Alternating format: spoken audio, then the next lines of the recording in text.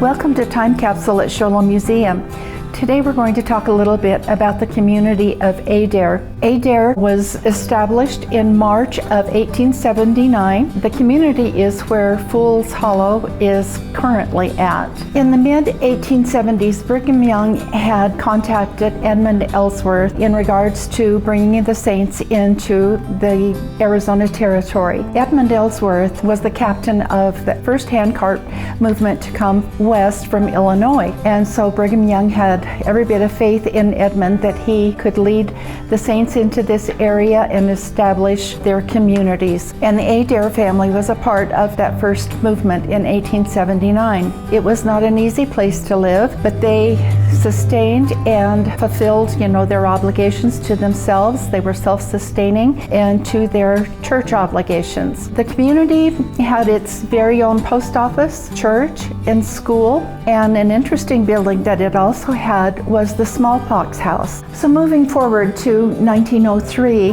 William Jordan Flake, who I like to call our area's first real estate broker, learned that Henry Huning wanted to sell Show Low and relocate back to his New Mexico family. So he brokered the deal with Mr. Huning. William Jordan went back to his group of people at Adair: Mr. Owens, Mr. Ellsworth, Mr. Willis, Mr. Hanson, and yet another Mr. Ellsworth. They pulled their money together and put it into shares. They bought Show Low for $13,500. Mr. Huning said at the time, "Oh, this place isn't big enough for one family, let alone all of you that want to come from Adair over here to Show Low." But they did. They began relocating. They put their homes on their wagons and brought them over from Adair. There were still some families living in Adair about 1906, but the majority of all of them moved over right away, and thus began the very beginning of Show Low, as Show Low is